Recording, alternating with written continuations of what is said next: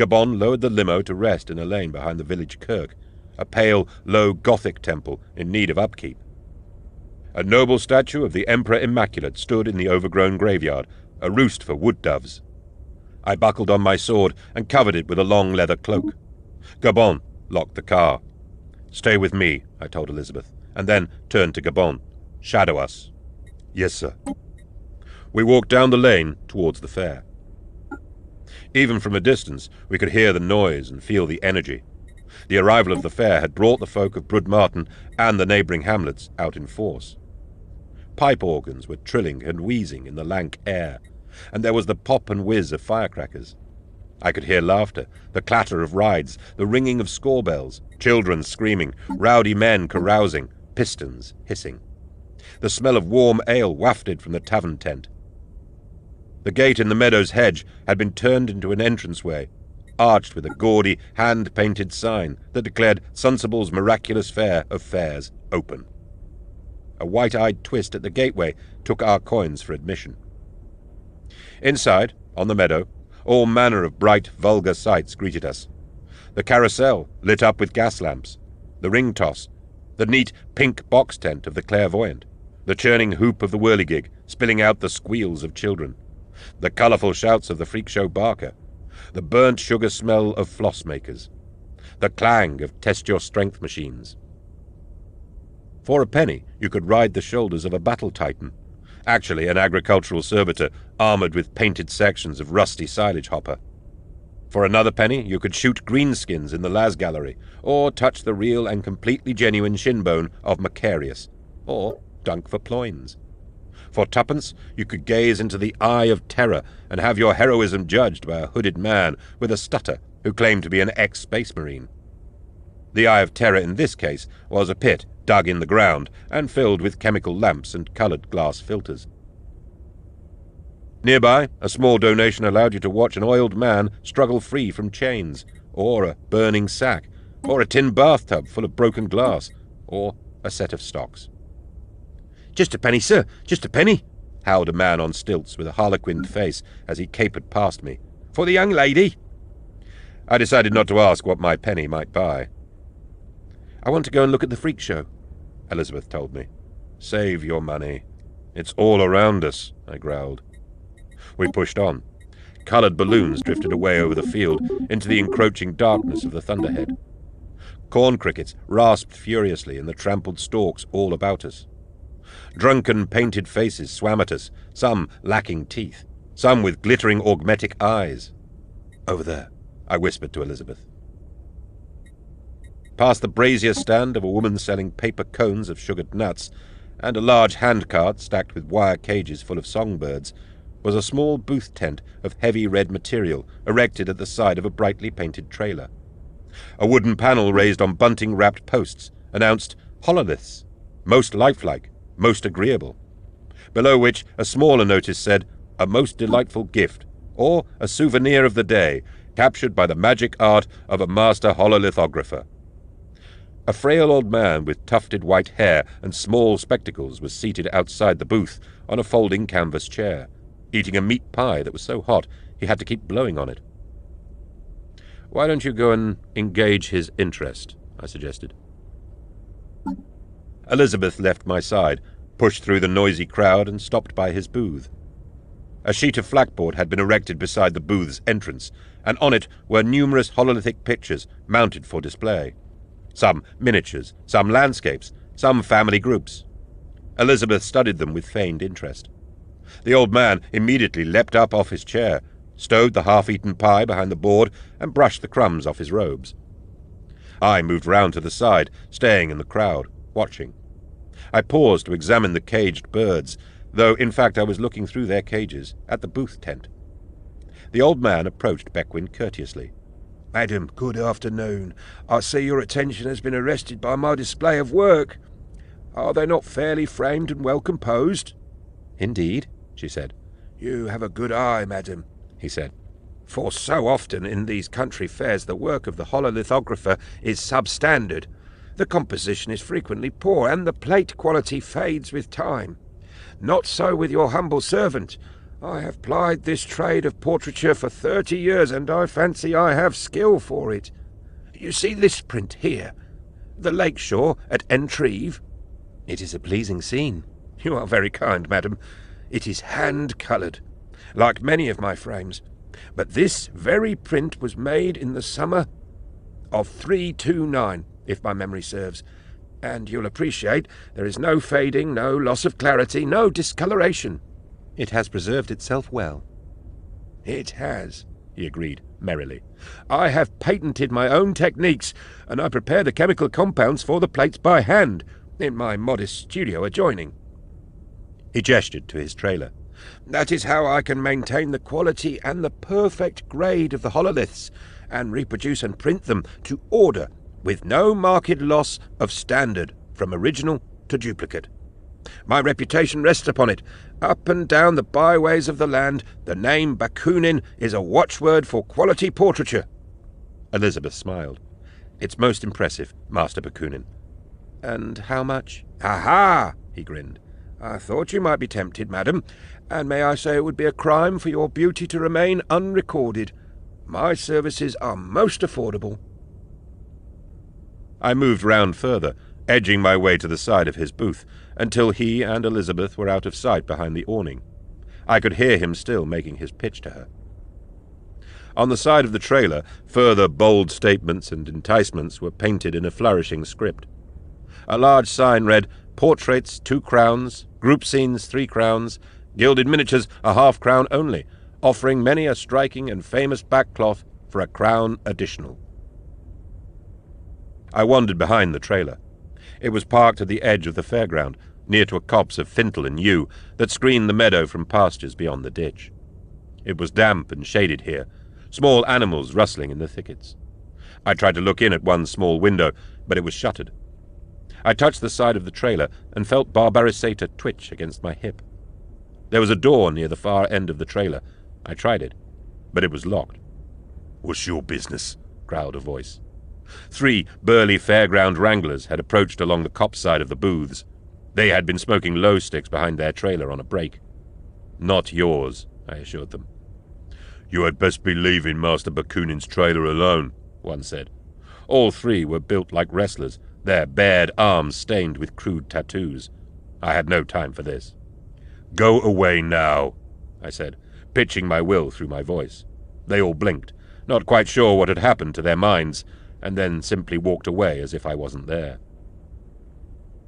I returned my attention to the door and quickly forced the lock with my multi-key.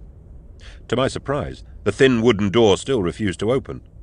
I wondered if it was bolted from inside, but as I put more weight into it, it did shift a little, enough to prove that there was nothing physical holding it. Then it banged back shut, as if drawn by immense suction. My pulse began to race. I could feel the sour tang of warpcraft in the air, and Barbarisata was now vibrating in its scabbard. It was time to dispense with subtleties. I paced around to the front of the booth, but there was no longer any sign of Bequin or the old man. Stooping, I went in under the entrance flap. An inner drop curtain of black cloth stopped exterior light from entering the tent. I pushed that aside. "I will be with you shortly, sir," Bakunin called. "If you would give me a moment." "I'm not a customer," I said. I looked around. The tent was quite small and lit by the greenish glow of gas mantles that ran, I supposed, off the trailer supply. Elizabeth was sat at the far side on a ladder-back chair with a drop-cloth of cream felt behind her. Bakunin was facing her, carefully adjusting his hololithic camera, a brass and teak machine mounted on a wooden tripod. He looked round at me curiously, his hands still polishing a brass-rimmed lens. Elizabeth rose out of her seat. "Gregor?" she asked. "The good lady is just sitting for a portrait, sir. It's all very civilized." Bakunin peered at me, unsure what to make of me. He smiled and offered his hand. "I am Bakunin, artist and hololithographer." "I am Eisenhorn, Imperial Inquisitor." "Oh," he said, and took a step backwards. I... "You're wondering why a servant of the Ordos has just walked into your booth," I finished for him. Bakunin's mind was like an open book. There was, I saw at once, no guile there, except for the natural money-making trickery of a fairground rogue. Whatever else he was, Bakunin was no heretic. You took a portrait of Lord Freuger at the fete held on his lands just the other day, I said, thinking of the picture on the harpsichord back at the hall. I did, he said. His lordship was pleased. I made no charge for the work, sir. It was a gift to thank his lordship for his hospitality. I thought perhaps some of his worthy friends might see the work and want the like for themselves. He doesn't know, I thought. He has no clue what this is about. He's trying to work out how he might have drawn this investigation to himself. Lord Freuger is dead, I told him. He went pale. No, that's... Master Bakunin, do you know if any of your other previous subjects have died? Died soon after your work was complete? I don't, I'm sure. Sir, what are you implying? I have a list of names, I said, unclipping my data slate. Do you keep records of your work? I keep them all the exposed plates, in case that copies or replacements are needed. I have full catalogues of all pictures. I showed him the slate. Do you recognize any of these names? His hands were shaking. He said, I'll have to check them against my catalogue. But I knew for a fact he'd recognize some of them at once. Let's do that together, I said. Elizabeth followed us as we went through the back of the tent into the trailer. It was a dark, confined space, and Bakunin kept apologizing. Every scrap of surface, even the untidy flat of his little cot bed, was piled with spares and partly disassembled cameras. There was a musty chemical stink, mixed with the scent of pensule seeds. Bakunin's pipe lay in a small bowl. He reached into a crate under the cot and pulled out several dog-eared record books. Let me see now, he began. There was a door at the end of the little room. What's through there? My dark room, along with the file racks for the exposed plates. It has a door to the outside? Yes, he said. Locked? No. You have an assistant, then? Someone you ordered to hold the door shut? I have no assistant, he said, puzzled. Open this door, I told him. He put down the books and went to the communicating door. Just from his body language, I could tell he had been expecting it to open easily. I don't understand, he said. It's never jammed before. Stand back, I said, and drew Barbarisata. The exposed blade filled the little trailer with ozone, and Bakunin yelped. I put the blade through the door with one good swing and ripped it open. There was a loud bang of atmospheric decompression, and fetid air swept over us. A dark, smoky haze drifted out. Emperor of mankind, what is that? Warp craft, I said. You say you mix your own oxides and solutions? Yes. Where do you get your supplies from? Everywhere, here and there, sometimes from apothecaries or market traders or... Anywhere. Bakunin had experimented with all manner of compounds over the years to create the best, most effective plates for his camera. He'd never been fussy about where the active ingredients came from. Something in his workshop, something in his rack of flasks and bottles, was tainted. I took a step towards the darkroom. In the half-light, things were flickering, half-formed and pale. The baleful energies lurking in Bakunin's workshop could sense I was a threat, and were trying to protect themselves by sealing the doors tight to keep me out. I crossed the threshold into the darkroom. Elizabeth's cry of warning was lost in the shrieking of tormented air that suddenly swirled around me. Glass bottles and flasks of mineral tincture vibrated wildly in metal racks above Bakunin's workbench. Jars of liquid chemicals and unguent oils shattered and sprayed their contents into the air. The little gas jet burner flared and ignited, its rubber tube thrashing like a snake. Glass plates, each a square the size of a data slate, and each sleeved in a folder of tan card, were jiggling and working themselves out of the wooden racks on the far side of the blacked-out room. There were thousands of them, each one the master exposure of one of Bakunin's hololiths. The first yanked clear of the shelf as if tugged by a sucking force, and I expected it to shatter on the floor, but it floated in the air. Quickly, others followed suit. Light from sources I couldn't locate played in the air, casting specks and flashes of color all around. The air itself became dark brown, like tobacco. I raised my sword. A negative plate came flying at my head, and I struck at it. Shards of glass flew in all directions. Another came at me, and I smashed that too. More flew from the shelves like a spray of playing cards, whipping through the air towards me. I made a series of quick USA and USA parries, bursting the glass squares as they struck in. I missed one, and it sliced my cheek with its edge before hitting the wall behind me like a throwing knife. "Get him out of here!" I yelled to Elizabeth. The trailer was shaking. Outside there was a crash of thunder, and rain started to hammer on the low roof. The hurtling plates were driving me back, and Barbarisata had become a blur in my hands as it struck out to intercept them all. Then the ghosts came. Serious men in formal robes, gentlewomen in long gowns, solemn children with pale faces, a laughing innkeeper with blotchy cheeks, 2 farmhands with their arms around each other's shoulders. More, still more, shimmering in the dirty air, made of smoke, their skins white, their clothes sepia, their expressions frozen at the moment they had been caught by the camera. They clawed and tugged at me with fingers of ice, pummeled me with psychokinetic fists. Some passed through me like wraiths, chilling my marrow. The malevolence hiding in that little trailer was conjuring up all the images Bakunin had immortalized in his career, ripping them off the negative plates and giving them form. I staggered back, tears appearing in my cloak.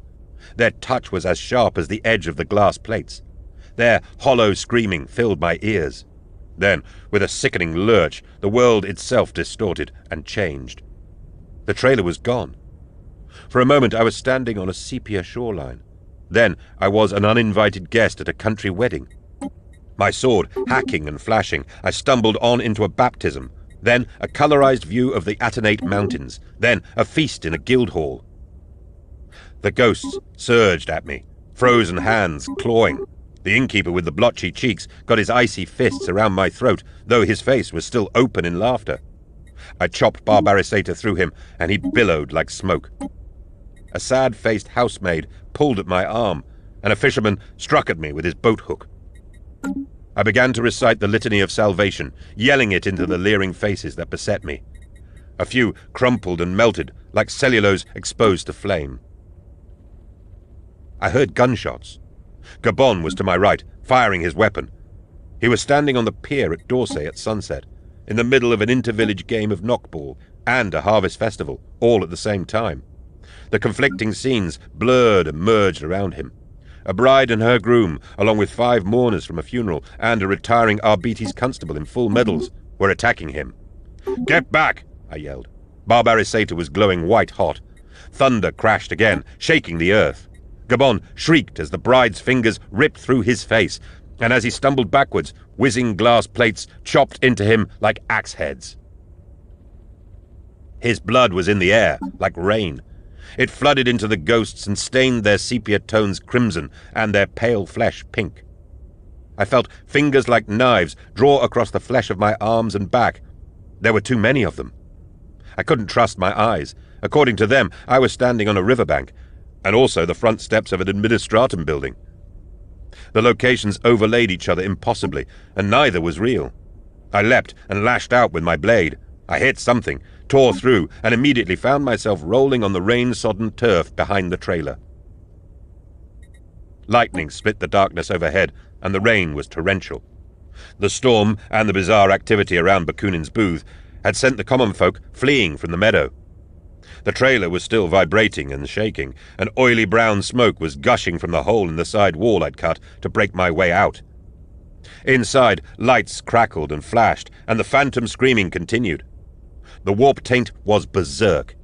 Bakunin appeared, looking desperate, with Elizabeth close behind him. He put his hands to his mouth in shock at the sight of me, torn and blooded. "Where is it?" I snarled. "Third shelf up, above the workbench," he stammered. "The green bottle. I needed tincture of mercury years ago, and an old woman in one of the villages gave it to me and said it would do as well. I use it all the time now. The emulsions it mixes are perfect. My work has never been better." He looked down at the grass, shaking and horrified. "I should have realized," he muttered. "I should have realized. No matter how much I used, the bottle never emptied." "Third shelf up," I confirmed.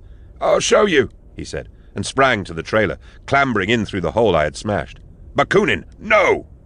I followed him inside, tumbling back into the jumble of landscapes and the maelstrom of screaming ghosts.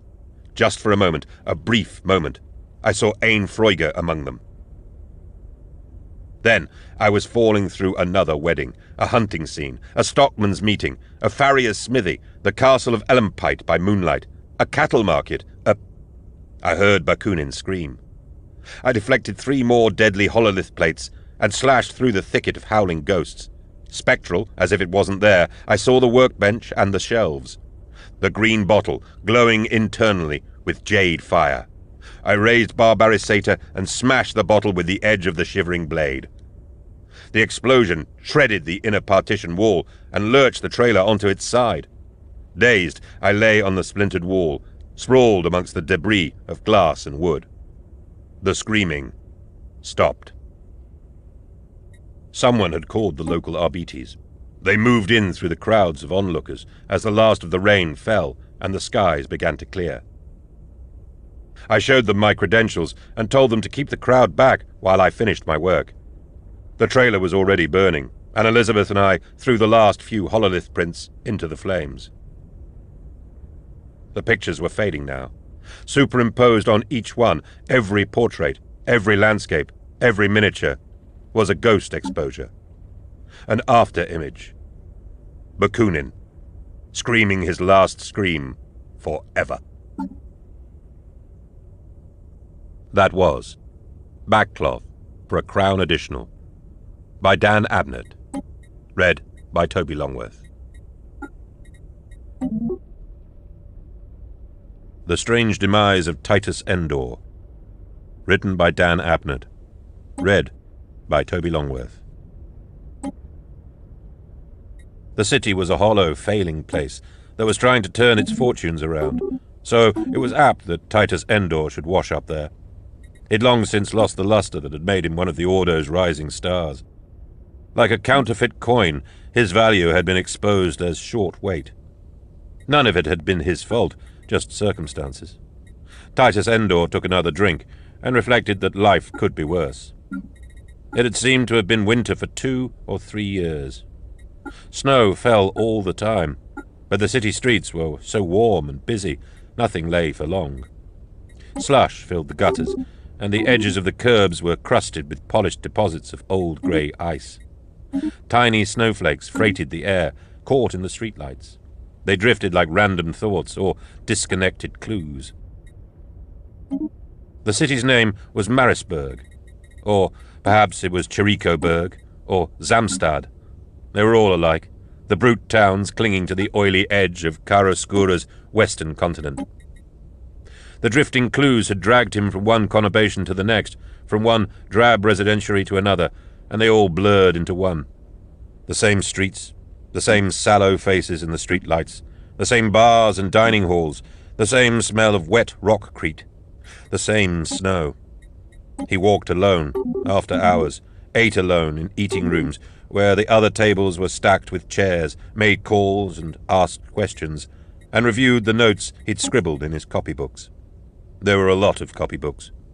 He disliked data slates and never threw his papers away.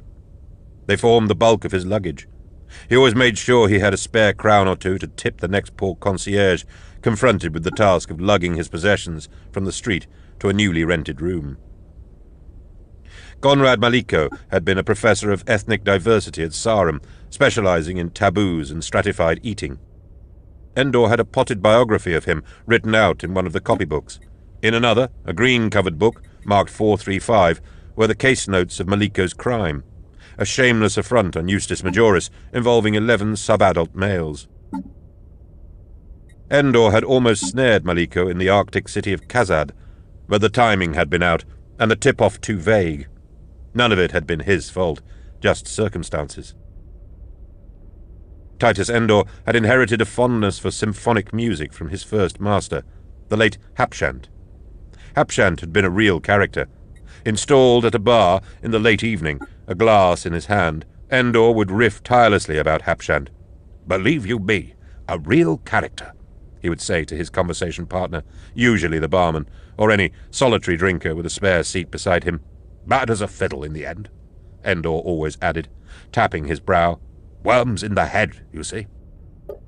Endor remembered the days, a long time ago, when he would patiently wind up the old Vox Cordian Hapshant took with him wherever he went, to play some old wax disc of crackling symphonic music to help his master think. Endor had been Hapshant's pupil, Hapshant's brightest pupil. As an interrogator, he had served Hapshant right to the end of the great man's life. There had been two of them, actually. Two interrogators, Titus and his friend Gregor. Tight they'd been, best friends in service and out. Titus, though, had always been the one with a luminous future, because Gregor was too serious and charmless. They had both become inquisitors and stayed friends. Until, that is, an unfortunate business some years before, a misunderstanding that Gregor had not seen fit to overlook. None of it had been Endor's fault. Just circumstances. His fondness for the classical repertoire had come from Hapshant. Attending the performances at Marisburg's Theatricala was therefore not a drudge for Titus Endor. He would arrive at the great gilded palace, its high windows lit by 1,000 yellow globes, brush the snow off his shoulders, and take a drink in the bar before the start of the performance. The grandees would come and go, in their frock coats and silk scarves, their gowns and tiaras, and he'd watch them professionally. Sometimes his copybook would come out of his coat pocket, and he'd scribble a note or two. The auditorium was painted crimson, with scarlet upholstery and gold woodwork. When the house lights came down, it was like being seated in the ventricle of a heart, a red cavity pumping with sound. He sat in the stalls, never in the same seat. His folded program and his rented opera glasses lay in his lap. Maliko's contact had the use of a private box, to the left of the stage. Endor watched it night after night, seeing through his glasses the faint brass gleam of the inhabitants' own opera glasses in the dark balcony as they caught the stage light. He identified the box, number 435. No matter how early he rose from his seat and went to the street door, he never managed to catch the occupants of 435 leaving the Theatricala. This rankled with him, though it was never his fault, just circumstances. Liebstrom, his interrogator, had been missing for several days. Endor had sent Liebstrom to the Palace of Records in Zamstad to collate material on Maliko and his associates. The man was overdue, probably padding out his task so that he could waste time in the stews of Zamstad on expenses. Endor had thought Liebstrom a promising candidate when he'd first met him, but lately he'd begun to fancy that Liebstrom was an idler, with no appetite for the hard work the Ordo demanded. He wondered if he'd ever find himself signing the paperwork approving Liebstrom's advancement to full rosette. He doubted it. The orchestra began the overture, a great swirl of busy strings and strident horns. Zorama's Oration, one of Hapshant's favorite works. Endor settled back and glanced from time to time at the private box, noting the occasional flash and glimmer of raised opera glasses, the only hint of habitation. His head ached. The volume of the music didn't help. His head had ached a lot recently, and Endor put that down to the damnable climate he had been forced to endure in the prosecution of the Maliko case. The stage was bathed in a limed light from directional lamps. As the red curtains spurred back, the dancers came out, performing in front of a hololithic drop of mountains and coppiced woods, in which dwelt a ruined temple or two, halcyon and timeless. The woodwind section woke up with vigor, and the gauzy dancers swirled, soft and white as snowflakes. One took his attention immediately. Slender she soared, faultless in her footwork, her arms expressive and immaculate. Her hair was drawn back tightly in a bun, and her face was as implacable as a death mask, powdered white like ivory, with cheekbones that aspired to the perfection of mathematical symmetry. Endor moved his glasses away from her powerful, springing thighs and watched the private box. Light on brass. Other eyes were watching her too. After the performance, he took himself to a bar on Zeik Street, a bright, sparkling hall of mirrors and crystal chandeliers. It was bustling with patrons from the Theatricala. "Your pleasure, master," asked the uniformed barman. "Grain Jolik with shaved ice and a sliver of citrus," Endor requested. It had been his favourite tipple since the early days, since that place off Zansipal Street, where he and Gregor had gone to wash away the day's efforts. The Thirsty Eagle. Yes, that was it. The thirsty eagle. Oh, how the memories eroded. His drink arrived, served on a paper mat. The Jolique was substandard and too warm. The ice had melted prematurely and left the citrus wine adrift in a disappointing flow. He drank it anyway, and ordered another. His headache had eased. The room was full of loud voices and busy discussion. He thought about calling Leibstrom, but didn't want to endure the impotence of another recorded message. He ordered a third drink, and sat back on his stool to survey the room. Almost everyone was male, dressed in dapper evening wear. There was something rambunctious and fraternal about the gathering, like a coterie of men drawn together in some exclusive club. They roared at one another's jokes and slapped one another's backs. The few women present were wives or courtesans and acted like magnets, pulling crowds of attentive males in around them. Chiaroscuro needs women, he had noted in his copybook. He had underlined it and given the note 2 exclamation points. Like many colony worlds building their economies on mineral wealth, Chiaroscuro had advertised for specialist workers, promising to pay travel costs and set up expenses in order to attract a professional labor force. Men had flooded in from all parts of the sector, drawn by the attractive salary dividends. The womenfolk of Chiaroscuro had been eclipsed. It was reckoned that males now outnumbered females 10 to 1 in the cities of the oily coast. Endor missed female company. He'd never had any trouble in that department. In the past, his charisma, his looks, and his professional status had all combined to win him the attention of any woman that took his eye. Chiaroscuro was like a siege. There weren't enough supplies to go around. He went back to his lodgings. Leibstrom was not there, and hadn't called. It seemed to Endor that his piles of copybooks had been disturbed and rearranged. He started to sort through them. Had someone been in his room? He woke late, bathed and shaved. He saw his reflection in the mirror. We all grow older, he told himself. His face seemed drawn and lined, and there was a sickly pallor to it. Too much winter light, Titus Endor told himself. His hair had been grey for a while now. He tied it back out of convenience. There were distinguished scars on his face, the footnotes of a lifetime of battles. The biggest scar was on his leg, out of sight. Endor still wore the jagged sour-wrapped tooth on a black cord around his neck. Gregor had dug it out of him, just after Endor had driven the beast off. Brontotaff, that had been the place. Brontotaff. How long ago now? They'd been good friends, the best. Close like brothers, until the unfortunate business some years before. A misunderstanding that Gregor had not seen fit to overlook. None of it had been Endor's fault. Just circumstances. It was sad. Endor missed his old friend. He wondered what had become of Gregor. Nothing much, he doubted. Gregor had never promised to anything. Looking in the mirror, Endor toyed with the tooth. According to the law on Brontotaff, he was damned. Even after death, a Sorapt continued to stalk its prey, so the legend went, especially a prey item that had escaped or evaded its jaws.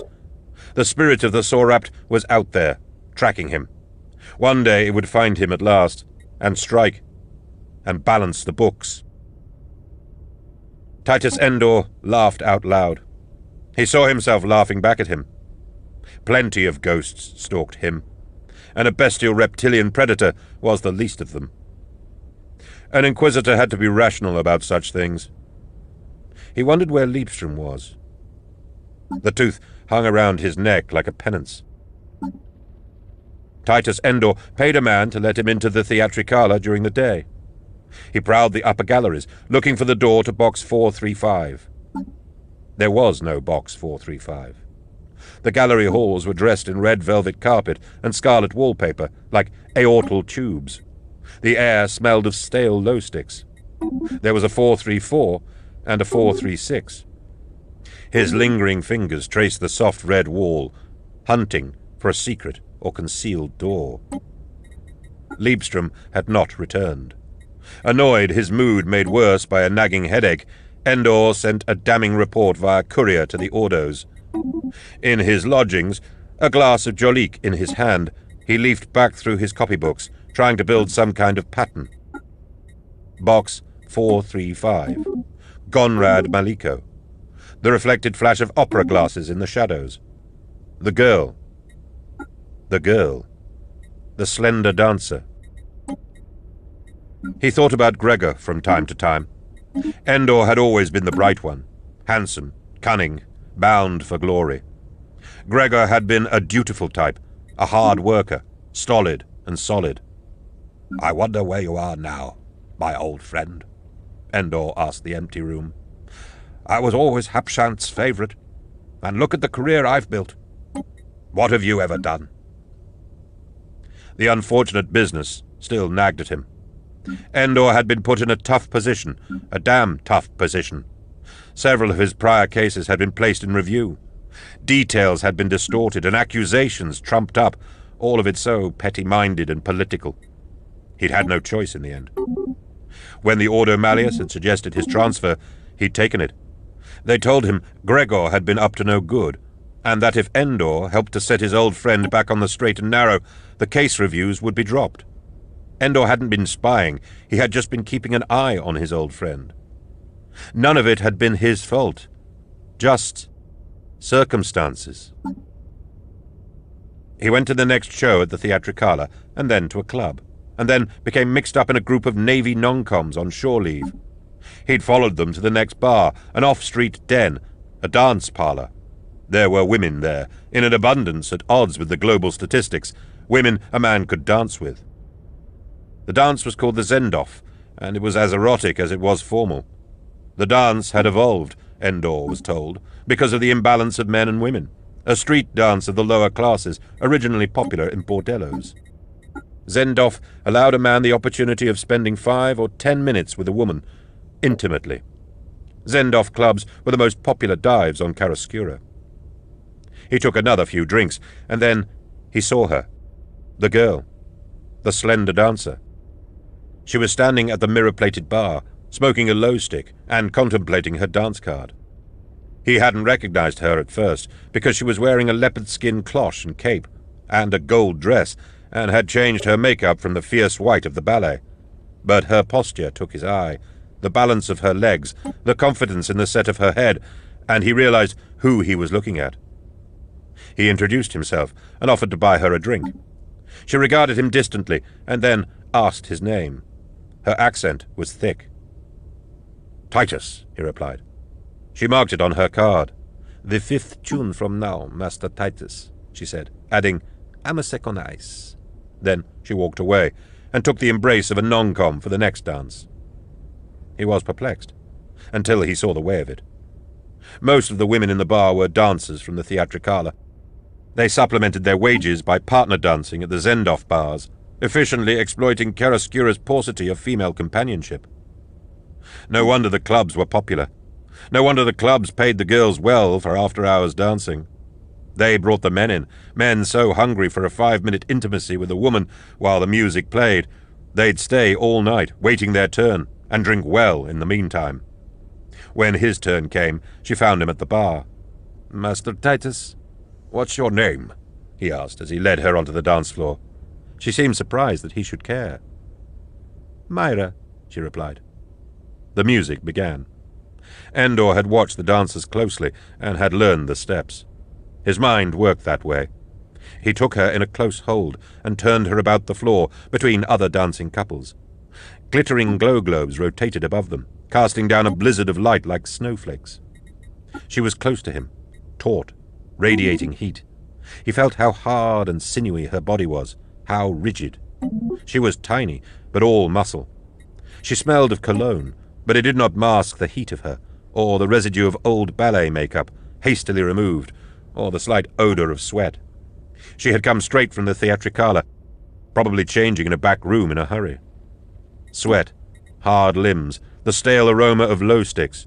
He found it intoxicating. Pulled close to her, he noticed she had an old scar along the nape of her neck, just below the hairline. The tune ended. "Thank you, Myra," he bowed. "Your amasek awaits at the bar." "My card is full. I will come over later." He looked disappointed. "Where did you learn to dance?" she asked. "Tonight. Here." She scowled. "I don't like liars. No one learns to Zendorf in an evening." "I'm not lying." I watched and learned. She narrowed her eyes. They were hard eyes, in a hard face. You're not very good, she said, but you know the steps. Perfectly, in fact. You're too rigid, though. Your shoulders are too tight. He bowed again. I'll remember that. Perhaps you might educate me in the finer points of the dance. Sorry, my card is full. No room? Not even at the end of the night? The music had begun again. A Navy officer was waiting for her, impatient anger in his face. I'm a sec, she said. Perhaps. At the end of the night. In the Zendorf clubs, the end of the night meant dawn. The queues of men danced the girls into exhaustion. Heading from the bar to find the washroom, Endor saw 3 or 4 shoeless girls in a back hall, smoking glow sticks and dabbing at bleeding heels and swollen toes. He went out into the snow and searched for a public Vox station. He called Liebstrom's number and got the message service. "Where are you?" he shouted. "Where are you?" 2 glasses sat on the bar. Jolik in one, diluted with slowly melting ice, and Amasek in the other. It was 4:30. Master Titan? Titus, he corrected, looking around.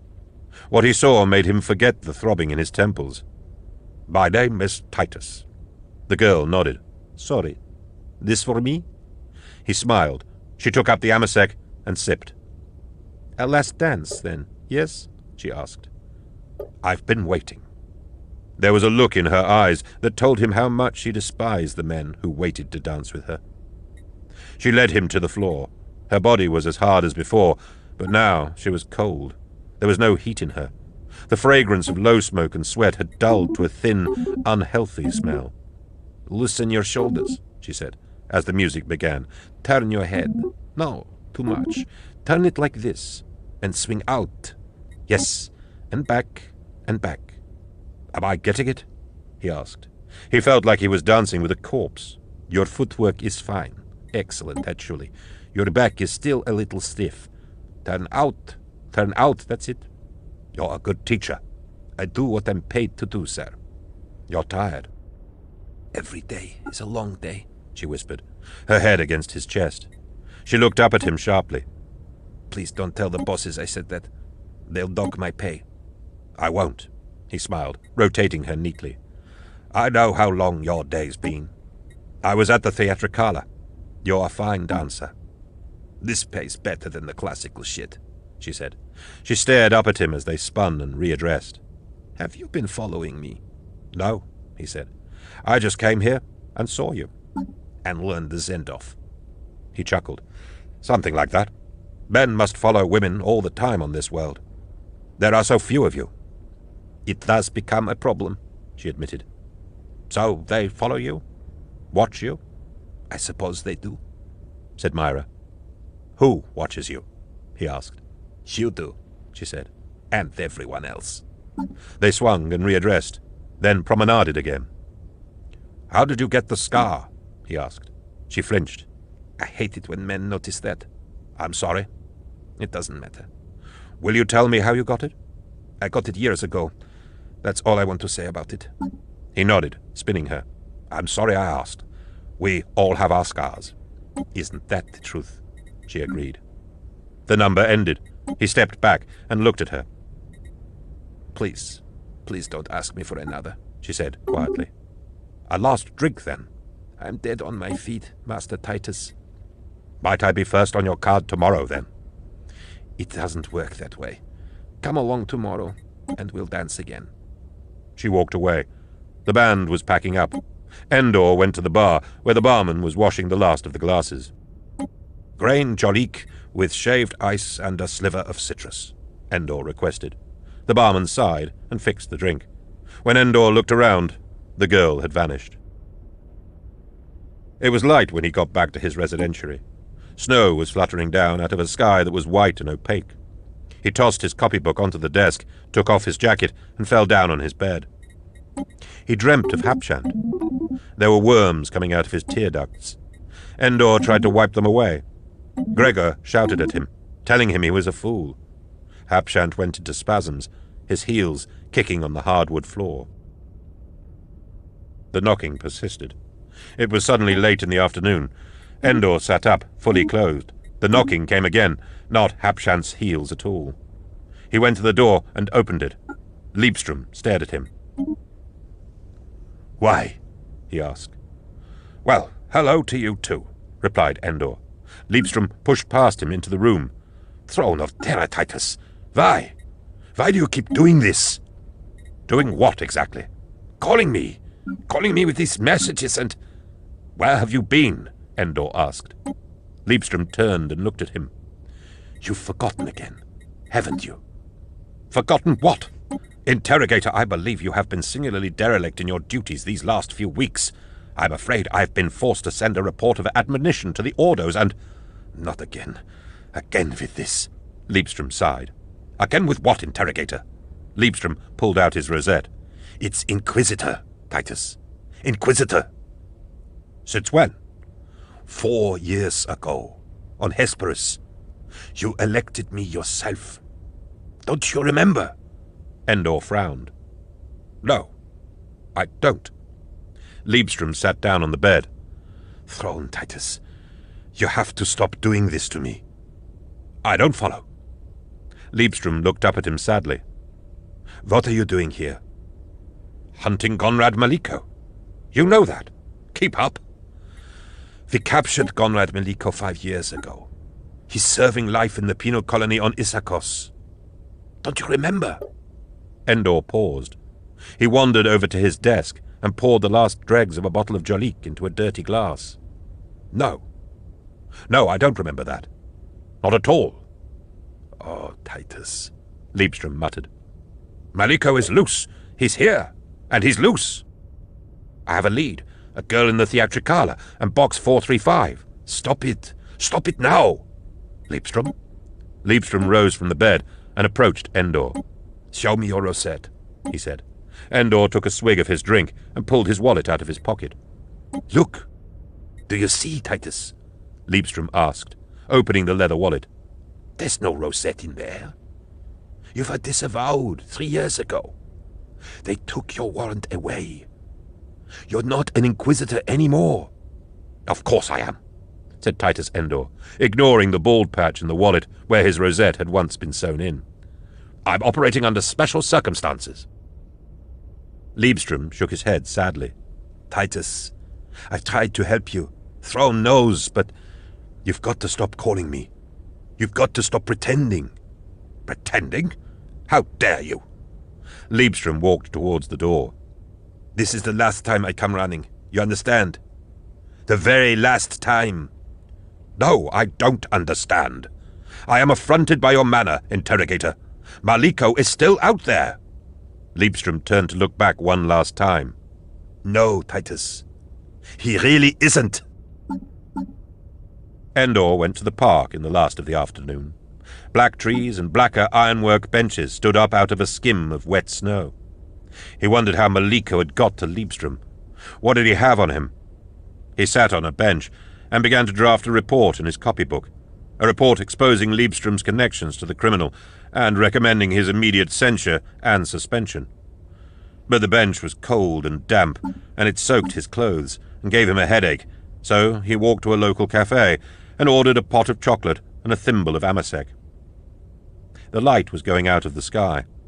As the snow fell, it almost seemed as if the pale sky was shedding in little white flakes, leaving a dark undercoat behind. Endor went back to the Zendorf Club early, before the Theatricala turned out, and waited for the girl. But she never showed.